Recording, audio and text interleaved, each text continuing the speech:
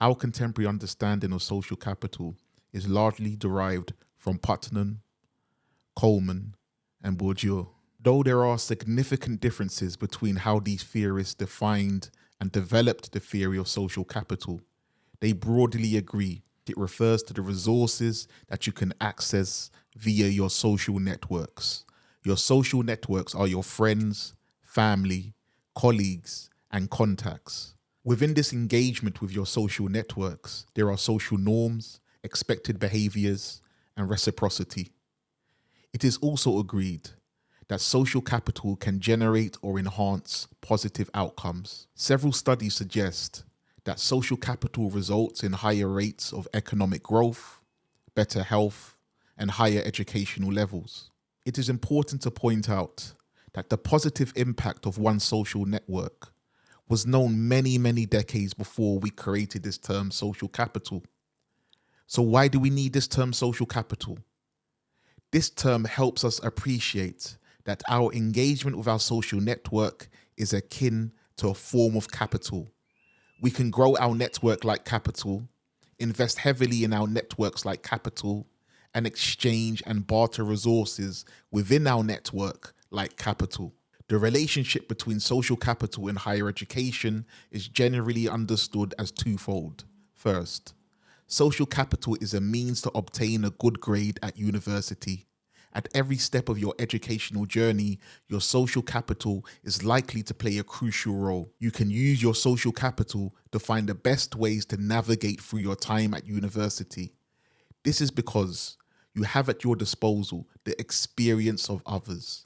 In contrast, individuals without your social capital will have to learn from their own experiences, which often means they learn through failure. Here is an example of social capital in action. Calling your older sibling to help you through the struggles of adulthood. Can I read you this email I wrote for this job I'm applying for? Why? Because you know, like, the rules of emails. To whom it may concern. Thank you so much. Wait. Are you serious? What? Who are you emailing? Just like a generic email that they gave for the job applications. Okay, well, you can speak like a normal person. Just be like, hi there, or hello. Okay, wait, this is good. Hope you're doing well. My name's Jason. I read the description of X position on your website, and it sounds like my skills could be a perfect fit. Okay, that's good. Can you go back for a sec? And then just end it with, thanks so much for your consideration. Looking forward to hearing from you, Jason. Exclamation point? How many exclamation points have you used? 6. No.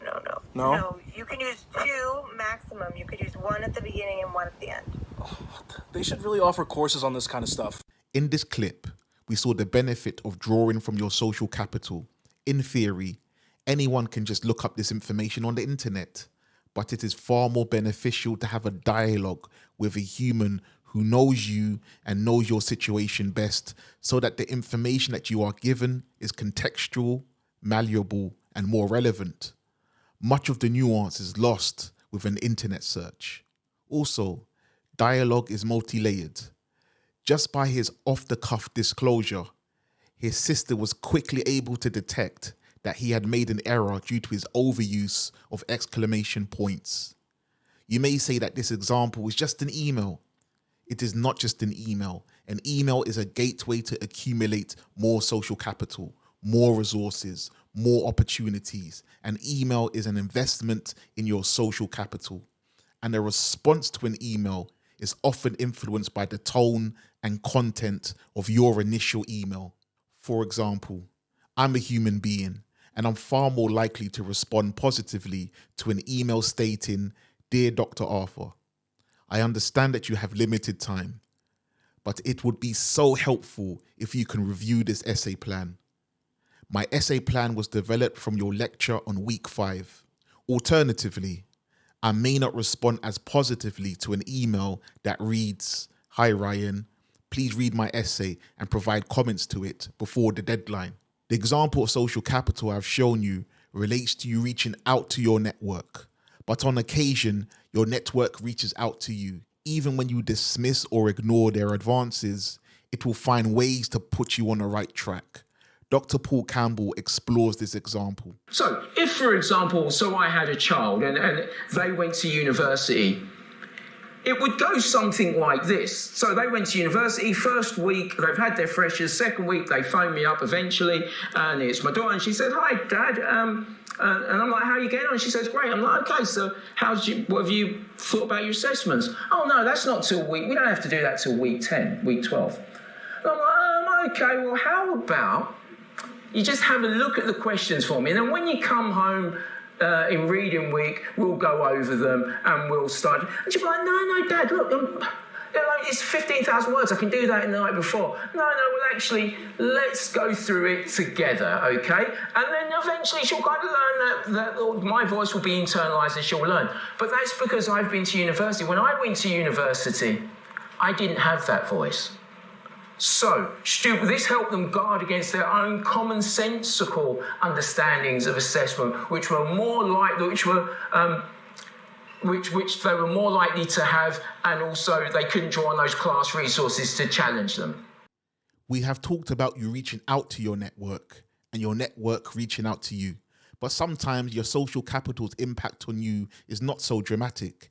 It could just be the case of you watching the behaviors and career patterns of individuals in your network.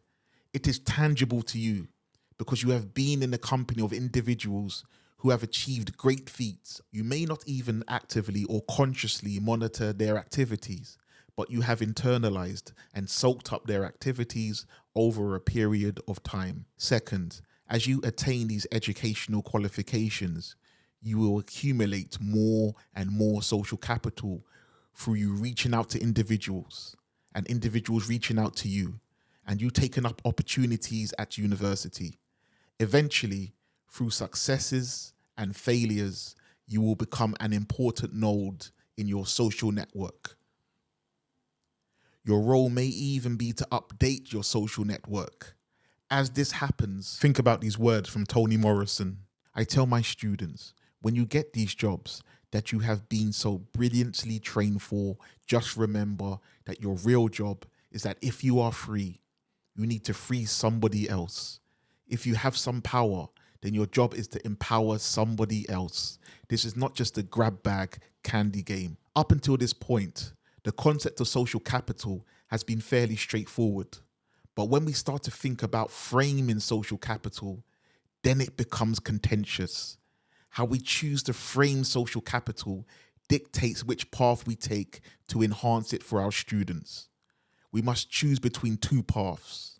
First, we can frame social capital through the lens of deficit.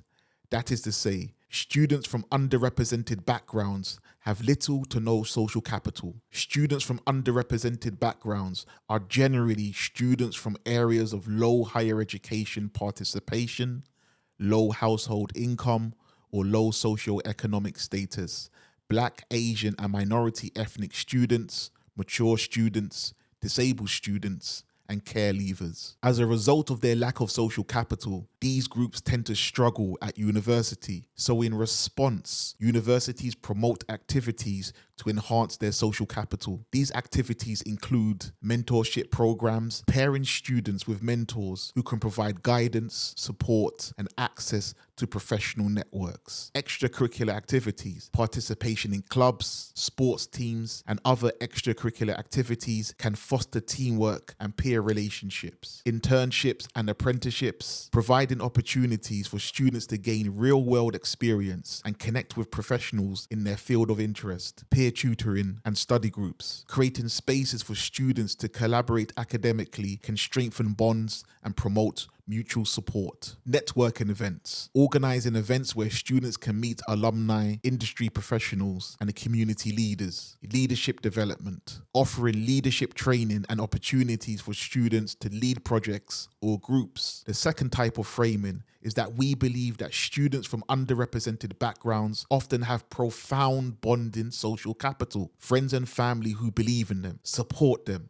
and challenge them to achieve their best. So why is it often argued that students from underrepresented backgrounds have very low levels of social capital? Perhaps when looking at social capital, researchers restrict themselves to looking at specific expressions of social capital found in the more traditional groups of students. Therefore, there is a tendency to overlook how social capital of underrepresented groups is expressed. If they had been more open-minded, they may have discovered what Archer and Francis called social competition, which exists amongst Chinese communities as a source of motivation to high academic achievement and was internalized by the students. Or they would have found the influence of supplementary schools, which were established, financed and maintained by Afro-Caribbean families and their communities to support student learning. And there are many examples. But I suspect the main issue is that universities value some forms of social capital and devalue others. While their social capital may have served them adequately within their communities, students from underrepresented backgrounds quickly realize that the conversion rate of entering university significantly devalues their capital. Therefore, enhancing social capital